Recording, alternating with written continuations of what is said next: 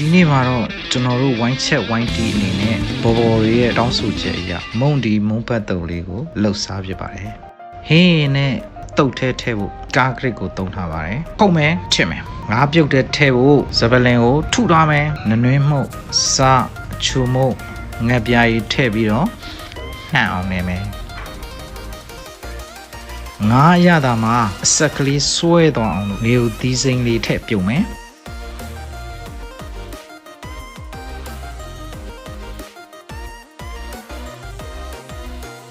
ကဲပြုတ်ပြီဗျာပြုတ်ပြီးရင်အသားနှွင်မယ်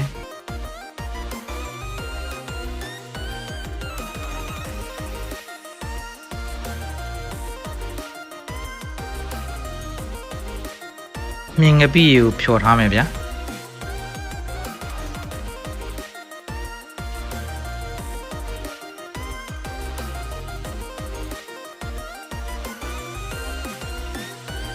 တုတ်ထဲဖို့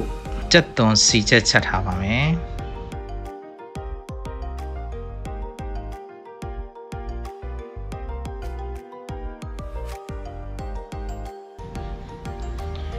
ကျွန်တော်ဟင်းအခက်ကတော့ကြာဦးကိုတုံးထားတယ်အဲ့ဒါတွေပြီးရင်ဟင်းချက်ပါပြီဗျာ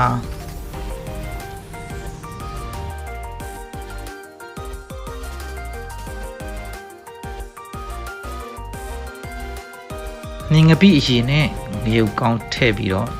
တဲထားမယ်ဟဲ့အတုတ်အတွက်ငရုတ်သီးစိမ်းနဲ့စက်သွန်ဖြူထောင်းထားမယ်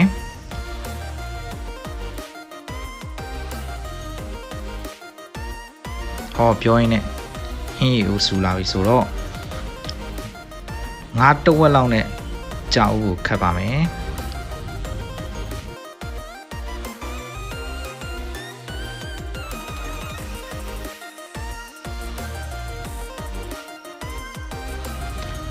ထက်တက်ထားပြီးတော့စူလာရင်တော့ဟင်းရီကကြားတော့ဖြစ်ပါပြီ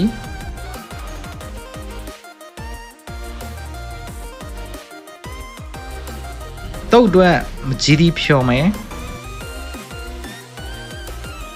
ထဲတုပ်ဖို့ဟင်းရီအနှစ်လောက်ပါပြီငါးထည့်မယ်မြင်ငပိအရေထည့်မယ်ငရုတ်သီးစိမ်းငပြားရီအနှဲငယ်သားအနှဲငယ်နဲ့ရေနွေးလေးနဲ့နှံ့အောင်တမမှွေရပါမယ်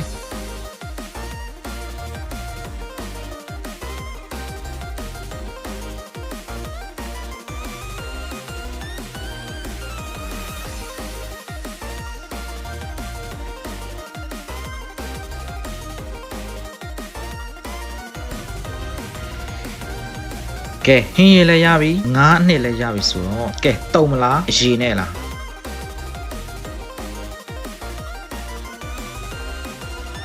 ကျွန်တော်တို့ရဲ့ထီမီကွိမုံဒီမုံဖက်တုံလေးရပါပြီခင်ဗျာ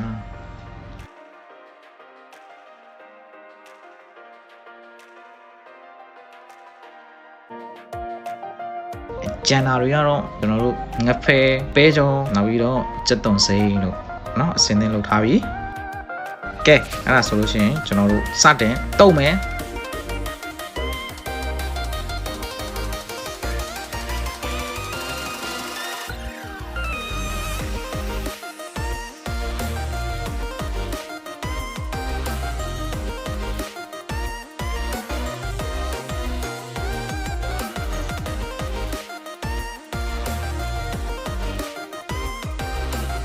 ဆွဲပြီဗျာ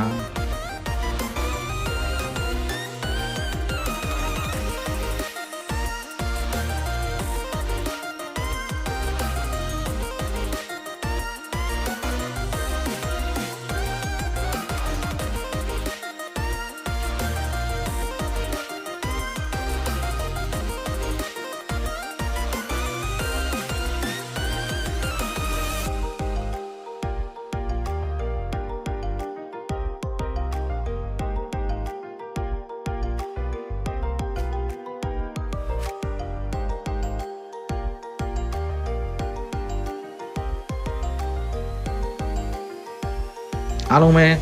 live ပါကြည့်ရှုပေးတဲ့အတွက်ကျေးဇူးပါဗျာ